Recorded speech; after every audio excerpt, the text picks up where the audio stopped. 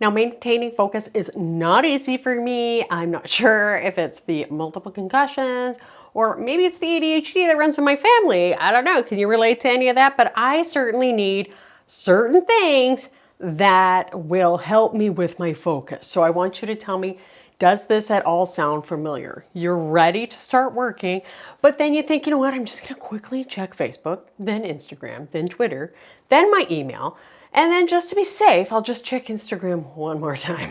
And then me, I'll be like, I think I better have a quick cup of tea. Then I notice the kitchen needs to be cleaned. And then finally I will be like, okay, I'm gonna get back to work. Now, the first thing that I have found very helpful is routines and schedules. I have never been good at that sort of thing. When my kids were little, I was never like, it was a consistent snack time. I would say dinner and meals were consistent, maybe bedtime, but not snacks, no other things in the middle of the day. And maybe like since I've started my own business and working from home, I have a little bit more of a routine, especially when nobody else is here. But what I have done since then is actually really started a routine. So now a typical day starts with a tiny bit of work before the kids get up. So I'll just do like a little bit because your brain is so fresh and so like on in the morning. So I'll do a little bit first thing. Then I get the kids ready, drive them to school, and then I get home. After I drop off the kids, I will come in and I will do a pretty good tidy up. Like I grab a bag and I just walk around the house and I just start throwing things in the bag. When I'm done, I will take those things out of the bag and bring them to their home, or I will make piles for the various family members to put things away themselves. If I'm feeling very generous, I will just put those things in their rooms. And then I will do the rest of the quick tidy up. I will put things in the garbage. This is on days when I'm working at home. If I'm doing my nursing job and I'm out of the house, I will maybe do a quick one of these before or after work, depending on the schedule. After I do like pick up any garbage, any cups, like, you know, I've got 3 teenagers, so there's always gonna be dishes everywhere. So get all of that, get the kitchen tidied up. The kids usually do the dishwasher in the morning because they know I want it done in the morning.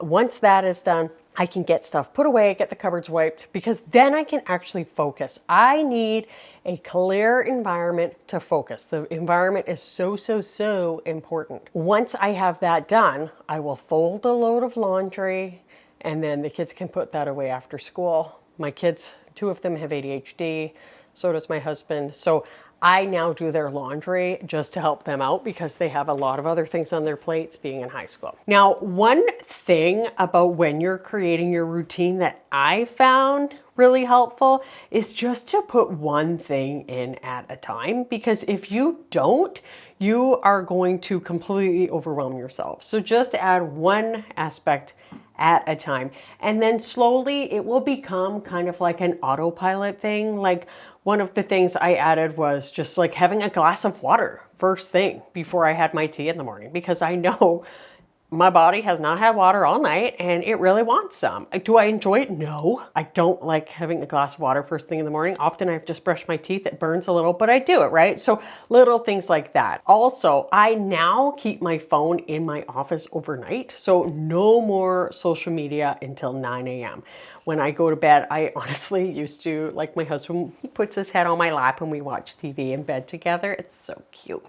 We would do that, and I'm not joking. I would have my phone and I would be like scrolling. Like, isn't that terrible? So I'm not tempted. I keep it down in my office. Like before I was like, I'll just keep it on the dresser. No, it gets plugged in my office, so I'm not tempted. I have a nice analog, beautiful little alarm clock that I use. And I don't look at social media until at least 9 a.m.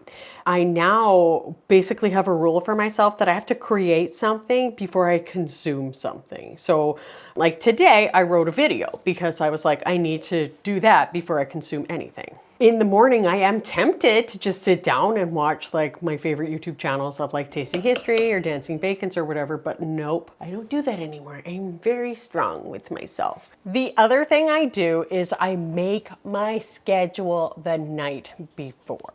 I use my planner and my phone to keep track of everything. I have learned this brain cannot be relied upon to keep track of anything, because there's a lot for it to keep track of. And so I use my phone for appointments.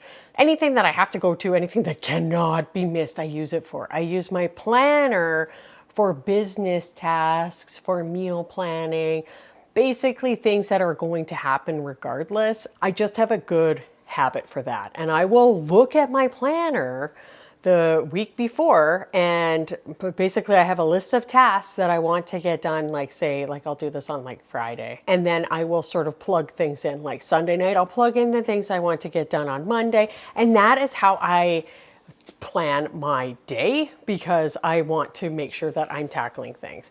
Now, the Pomodoro method is something I use to keep myself on task while still getting breaks. And it's so important to have a lot of focus.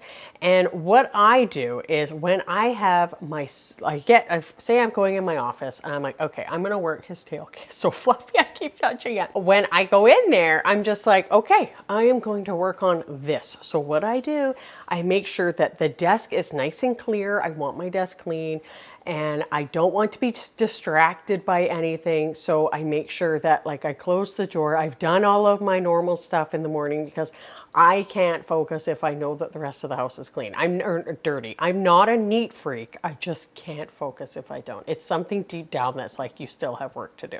I need something to really help me deep dive and focus. I will close my eyes, sit down at my desk, and I will just be like, and I will just breathe for a few minutes. And then I imagine myself getting down to work. Now, I know that may sound kind of woo, but it really, really helps set your brain up for success.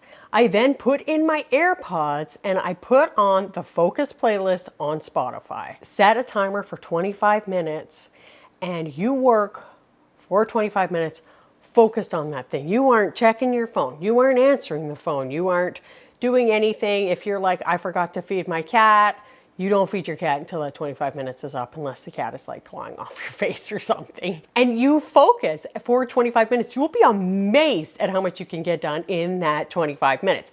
And then after that 25 minutes is up, you spend 5 minutes resting. And by resting, I don't mean now it's time to scroll Instagram or whatever. Then you want to go for a little walk around, maybe make a quick cup of tea, have a very fast snack. I mean, it's up to you. You do the rules. For me, like sometimes I'll go stand outside and enjoy it out there. Then you come back, you set the timer again for 25 minutes and you keep going.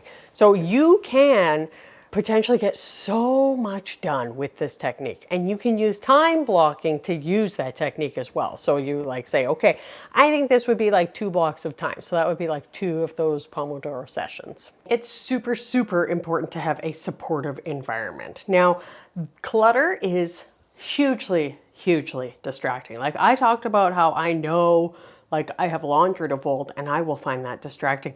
Clutter is distracting. If you have piles, like if I have piles on my desk, it is harder for me to focus. I like to keep it super clear, like just with the basics on it, because then I am not being distracted by piles and being like, oh gosh, I gotta deal with that pile, I gotta deal with that bill.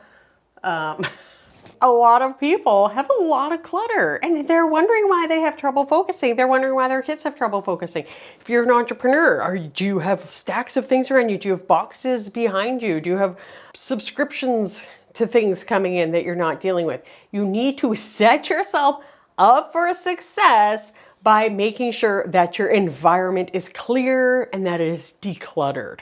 And so you want to make sure that you're only keeping out the things that you use, and really you should declutter that house and get rid of the things that you're not using. But I don't want to get off track here. It's very, very important to create an environment that soothes you. So often when I'm telling people to start decluttering, they want to know where. And I often say, start somewhere that once it's done, you're motivated to go on.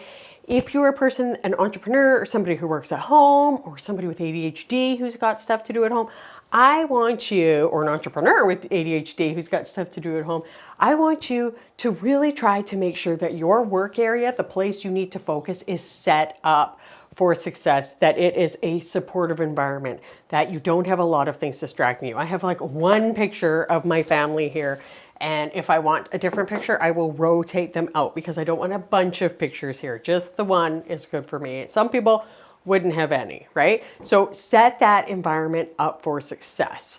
I have a focus checklist for people with ADHD who want to declutter. You can download that. It is down below. This is my video I just did last week on how to get started with decluttering and how it will help your focus. Check that out. Thank you so much for watching, and I will see you next time. Bye.